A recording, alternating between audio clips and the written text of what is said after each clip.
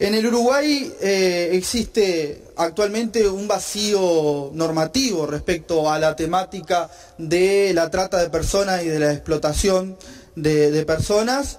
Creemos que este es un buen proyecto que viene a cubrir ese vacío que existe y que en eso sí hay unanimidad, en la necesidad de contar con una norma integral que atienda y combata la trata de personas y la explotación, pero también que pueda aportar mucho en la prevención. Y es en ese sentido que pretendemos avanzar sobre la integración de este marco normativo a el marco normativo general del Uruguay. Uno de los aspectos importantes de este proyecto es que sobre todo pone la discusión arriba de la mesa. Una discusión de un problema que tiene décadas en nuestro país, discusiones que además han permanecido ocultas, que son naturalizadas en muchos casos por todos nosotros y que a veces obedecen a formas criminales de explotación de personas que requiere justamente adecuarnos a la realidad que hoy vive el Uruguay, la región y el mundo. Personas vistas como mercancías, personas vistas con precio, que pueden ser vendibles o comprables, y esas son las condiciones que hoy tiene el mundo en su globalidad y que nuestro país no escapa a esa realidad. Entonces, estas cuestiones que además han sido favorecidas por determinadas lógicas culturales, como por ejemplo las que refieren a las lógicas patriarcales, pero las lógicas patriarcales vistas como el ejercicio del poder sobre las personas, y no hablo aquí ya solamente de acciones de varones, sino de una construcción cultural. Cuando hablamos de la trata de personas, hablamos de un delito que viola los derechos humanos claramente, con características nacionales, pero también con características transnacionales. Y es aquí entonces donde debemos hilar fino sobre algunos conceptos que enmarcan esta discusión y que pretendemos en esta intervención poder acercar a este debate. Hay dos conceptos que se relacionan íntimamente, pero que no son lo mismo y que forman parte de esta problemática, como tiene que ver la trata y el tráfico. Hay veces que se las relaciona como sinónimos, pero lejos de eso son conceptos totalmente diferentes. El tráfico refiere a implica el cruce irregular de fronteras dentro del proceso de la trata y es un delito de carácter administrativo que básicamente afecta al Estado. Mientras tanto, la trata es un delito que afecta y viola los derechos humanos de las personas y que no necesariamente incluye el traspaso de fronteras de forma irregular, porque en este caso, y como vamos a ver a continuación, también tiene un claro corte nacional.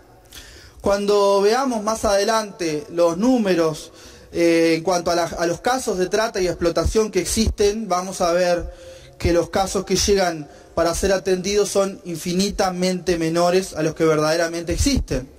Y es esa la realidad del Uruguay de hoy.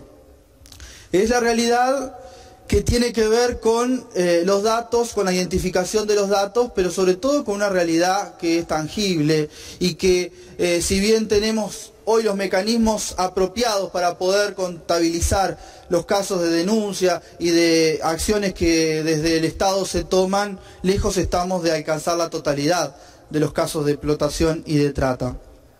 Cuando hablamos de trata, entonces, estamos hablando de esas dos caras, de la trata interna y de la trata externa. Y en ese sentido, podemos tomar el caso de la trata interna como un factor totalmente desmoralizante, y aquí voy a dejar un primer aspecto de lo que hemos reunido como información con las instituciones y organismos que nos acompañaron en este proceso de debate, que es que la nacionalidad mayoritaria de los casos de trata de niños, niñas y adolescentes en este país es uruguaya. Lo cual indica que no solamente la migración internacional es un factor de trata, sino que también es este factor de características nacionales. Y en todo esto hay algo que debemos tener en claro, que sin clientes no hay trata y que sin explotadores no hay explotados. afecta prácticamente a todas las regiones del mundo. Ningún país ni ninguna región de este planeta puede estar fuera de este proceso de trata. Entre el año 2010 y 2012 se identificaron víctimas de 152 nacionalidades diferentes en 124 países del mundo. Y la Oficina de Naciones Unidas contra la Droga y el Delito ha identificado al menos 510 corrientes de trata transnacionales de personas.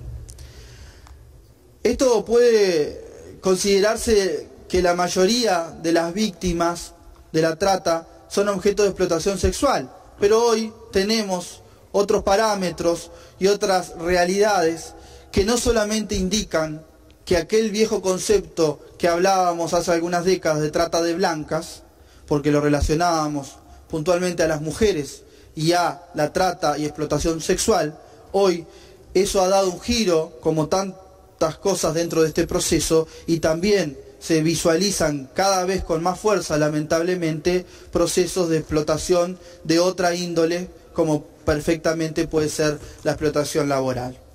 Aproximadamente la mitad de las víctimas de tratas detectadas son mujeres adultas, mientras que los niños, niñas y adolescentes representan una tercera parte.